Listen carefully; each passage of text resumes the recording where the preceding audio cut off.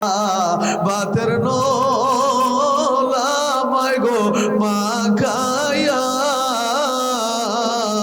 আদর করে বুকের দিত মায় খাওয়ায়া।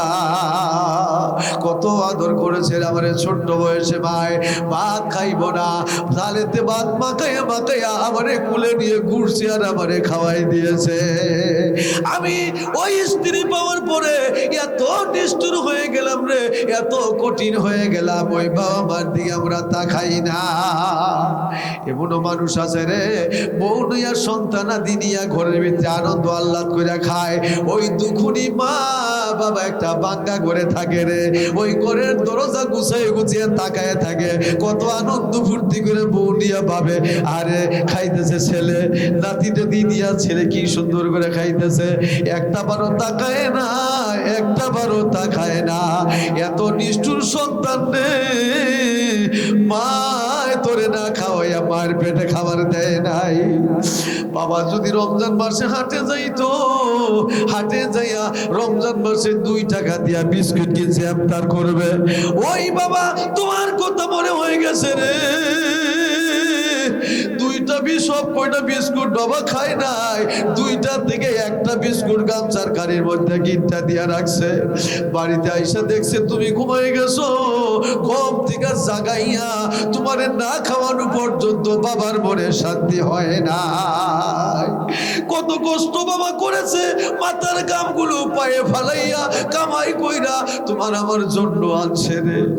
আরে আবার পড়ালেখার জন্য চিন্তা করছে, নিজে ছিঁড়ার লুঙ্গিটা পয়রা করে বৈশা থাকতো, পরনের বালুর লুঙ্গিটা খুইলা তোমারে দিয়া দিত। ওই বাবারে বুইলা গেছো, মায়েরে বুইলা গেছো রে। ওই বাবা মারে বুইলা যাওয়া যাইবে না, বাবা মাকে বুইলা গেলে আল্লাহ তোমারে আমারে ভুইলা যাইবে রে। এই জন্য পিতা মাতা যাদের জীবিত আছে, বেঁচে আছে, তাদের খেদমত করা দরকার আছে না নাই? জোরে কোন খেদমত করার দরকার আছে না নাই? তাদের খেদমত করবে, আল্লাহর জান্নাত খুশি। আমার ভাইয়েরা,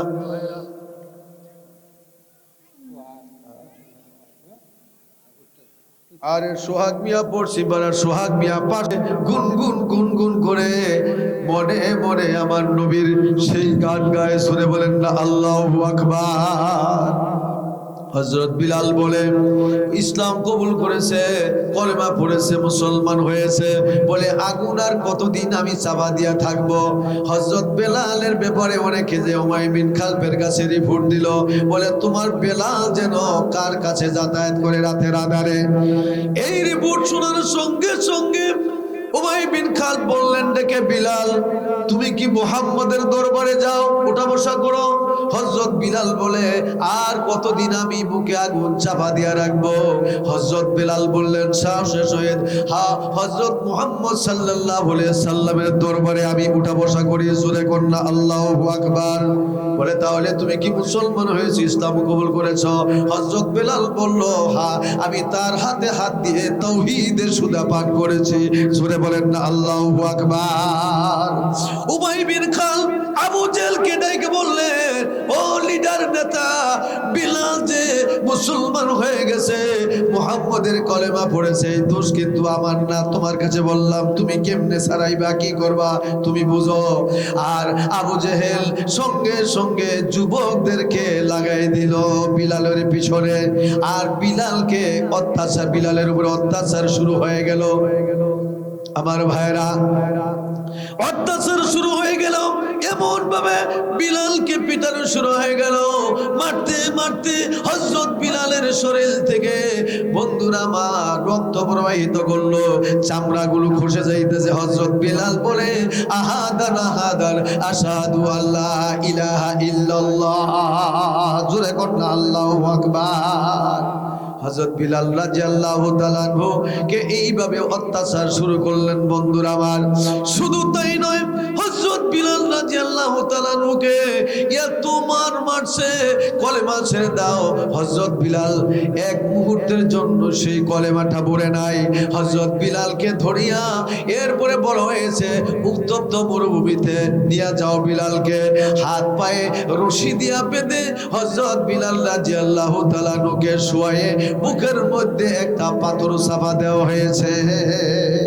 হযরত বিলালের জিহ্বাটা টাইনা বের করে একটা পেরেক দিয়ে দেওয়া হয়েছে, যে জিহ্বা দিয়া ওই কলেমা জপস, ওই আল্লাহর নাম নস, হযরত বিলাল যাতে নাম না নিতে পারে এই জন্য জিহ্বাটা টেনে বের করে জিহ্বার ভিতরে পেরেক লাগাই দেওয়া হয়েছে।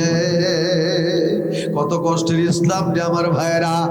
সেই হযরত বিলাল রাদিয়াল্লাহু তাআলা আনহু এত কষ্টর পরেও বলে আহাদান আহাদার আশহাদু আল্লা ইলাহা ইল্লাল্লাহ, আমার আল্লাহ এক, আমার আল্লাহ এক, আমি সাক্ষ্য দিতেছি আশহাদু আল্লা ইলাহা ইল্লাল্লাহ, আল্লাহ ছাড়া কোনো মাবুদ নাই। জোরে বলেন না আল্লাহু আকবার। এত কষ্ট করেছে বন্ধুরা আমার, সেই ইসলাম আমরা পেয়েছি অনেক সস্তায়। জোরে কোন ঠিক না বে ঠিক? কষ্ট করতে হয় নাই। কত কষ্ট করেছেন আমার নবীজি। আমার নবীজি এই 3 বছরের জন্য ইসলামকে প্রতিষ্ঠিত করার জন্য, কলেমার দাওয়াত করে করে পৌঁছায় দেওয়ার জন্য কত কষ্ট করেছে রে আমার ভাই। আবু জেহেলের দরবারে আল্লাহর নবীজি দাওয়াত দিয়ে গেছে, একবার নয়, দুইবার নয়, প্রায় 450 বারের মতো কলেমার দাওয়াত দিয়ে আবু জাহেলের ঘরে গিয়েছে। আমার ভাইরা, আমরা কেমন মুসলমান হইলাম? ওই নবীর কলেমার জন্য, নবীর জন্য আমাদের মায়া লাগে না? একটু মহব্বতে জিকির দিয়ে সামনে এসে বসেন। লা ইলাহা ইল্লাল্লাহ, জোরে লা। সামনে এসে বসেন, সামনে, সামনের দিকে আসেন, পিছন থেকে সামনে আসেন। লা ইলাহা ইল্লাল্লাহ, লা ইলাহা ইল্লাল্লাহ, লা ইলাহা ইল্লাল্লাহ, লা ইলাহা ইল্লাল্লাহ, লা ইলাহা। জোরে পড়েন, জিকির করেন। লা ইলাহা ইল্লাল্লাহ, লা ইলাহা ইল্লাল্লাহ, লা ইলাহা ইল্লাল্লাহ, মুহাম্মাদুর রাসূলুল্লাহ। জবান খুলে পড়ি সাল্লাল্লাহু আলাইহি ওয়াসাল্লাম। আমার ভাইরা দেখেন, তাইলে কত কষ্ট করেছে আমার দয়াল নবীজি। আবু জেহেলের বাড়িতে দাওয়াত দিয়ে গিয়েছে, আবু জেহেল গাড়ি ধাক্কা দিয়ে আমার নবীরে ফেলে দিয়েছে জমিনের ভিতরে, আরে জামা টেনে ছিঁড়ে দিয়েছে, মুখের ভিতরে, শরীরের ভিতরে ধুলা বালিগুলো মেখে দিয়েছে। বলে তুমি অন্য জায়গায় কি জায়গা পাও না, তুমি আমার কাছে দাওয়াত নিয়ে আসো। আমার নবীজি অপমান, অপদস্থিত, লাঞ্ছিত, পদদলিত হওয়ার পরেও আমার নবীজি কলেমার দাওয়াত বাদ দেয় নাই। আমার বন্ধুরা আমার, আল্লাহর নবী সেই আবু জেহেলের বাড়িতে গেছে কলেমার দাওয়াত দেওয়ার জন্য। আবু জেহেল অত্যাচার করেছে, আমার নবীজি ফিরে আসছে মা খাদিজাতুল কুবরা একমাত্র সঙ্গী। ভাইয়ের আমার, সেই খাদিজাতুল কুবরার কাছে আসছে। খাদিজাতুল কুবরা আমার নবীরে দেখিয়া, আমার নবীরে দেখিয়া 2 চোখের পানিগুলো ছেড়ে দিয়েছে। নবী গো, কে আপনাকে এরকম করেছে? বলে আমি আবু জেহেলের দরবারে গিয়েছিলাম দাওয়াত দেওয়ার জন্য, আমাকে এইভাবে লাঞ্ছিত করছে। মা খাদিজাতুল কুবরা রাদিয়াল্লাহু তাআলা আনহু আমার নবীকে জোরে জোরে কাঁদে, আমার নবীও চোখের পানি জড়ায়। খাদিজা বলে, ইয়া রাসূলুল্লাহ, ইয়া হাবিবাল্লাহ, আমি থাকতে আপনাকে যে অপমান অপদস্থ করতেছে, আমি যদি আপনার আগে চলে যাই, না জানি কি ব্যবহার আপনার জন্য, আপনার সাথে করবে। আমার ভাইরা, এই জন্য কালেকশন করবে। বলছে আল্লাহ দুনিয়া আমাকে নিয়ামত দান করো এবং আখিরাতে আমাকে নিয়ামত দান করো এবং জাহান্নামের আগুন থেকে আমাকে নাজাত দাও। জোরে বলেন সুবহানাল্লাহ। আল্লাহ পাক রব্বুল আলামিন বলেন তাহলে জাহান্নামের আগুন থেকে নাজাত চাও। আল্লাহ দোয়া শিখিয়ে দিয়েছে এই জাহান্নাম থেকে শুধু আমি বাঁচলে হবে না। জোরে বলেন ঠিক না বে ঠিক? আল্লাহ বলেছে জাহান্নাম থেকে তুমি শুধু বাঁচলে হবে না, তোমার পরিবার পরিজন, তোমার আহল, তোমার ছেলে মেয়ে বিবি বাচ্চা যারা আছে তাদেরকে জাহান্নামের আগুন থেকে বাঁচাও।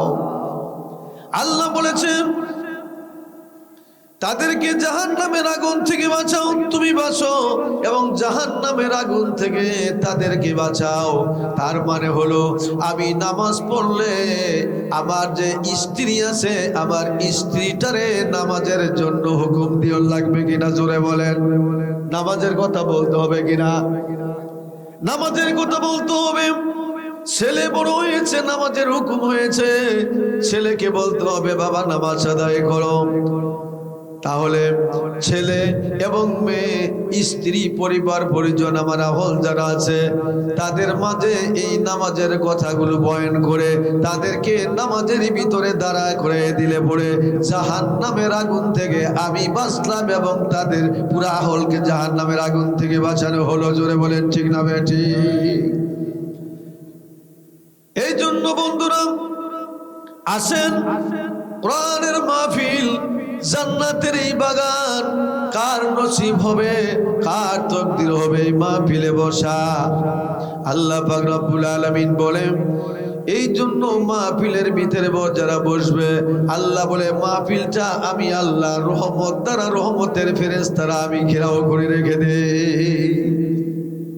এই মাহফিলের ভিতরে যারা আসবে, যারা বসবে, আল্লাহ পাক রব্বুল আলামিন বলেন যে চতুর্দিকে আল্লাহ রহমতের ফেরেশতা বেষ্টন করে জমিন থেকে নিয়ে আসমান পর্যন্ত তারা ট্যাগ লাগাই দাঁড়িয়ে থাকে। সুবহানাল্লাহ, সুবহানাল্লাহ। কত বড় সম্মান আমাদের! এই জান্নাতের বাগানে যারা বসবে, এই জান্নাতের বাগানে বসে যারা কোরআনের কথাগুলো শুনবে, হাদিসের কথাগুলো শুনবে, তদ অনুযায়ী যদি একটা আমলও করতে পারে আজকের এই মাহফিল তার জন্য সার্থক হয়ে যাবে। জোরে কন্যা সুবহানাল্লাহ। আজকের জন্য মাহফিলটা তার জন্য সার্থক হয়ে যাবে। সুতরাং আমরা আসি ঘোরাঘুরি না করে মাহফিলের দিকে আমরা বসে যাই। এমন মাহফিল, কেমন মাহফিল! এই মাহফিলের ভিতরে যত লোক আমরা আছি, এই মাহফিলের ভিতরে এমন একজন লোক থাকতে পারে আল্লাহওয়ালা। ঠিক না ভাই? ঠিক জোরে বলেন। আল্লাহওয়ালা, আল্লাহর একজন ওলিও মাহফিলের ভিতরে থাকতে পারে। আল্লাহ পাক ওই একজন ব্যক্তিকে উসিলা করে, তাকে উসিলা করে যত লোক মাহফিলের ভিতরে হাজির হইবে সমস্ত লোকগুলা আল্লাহ পাক রব্বুল আলামিন একজনকে উসিলা করে ক্ষমা ঘোষণা করে দেন। জোরে বলেন না সুবহানাল্লাহ। যেমন বাজারে গেলে পরে আমরা সকলের কথা ঘোষণা করে হবে না, রাখেন নামটা টুকে রাখেন, বসেন বসেন।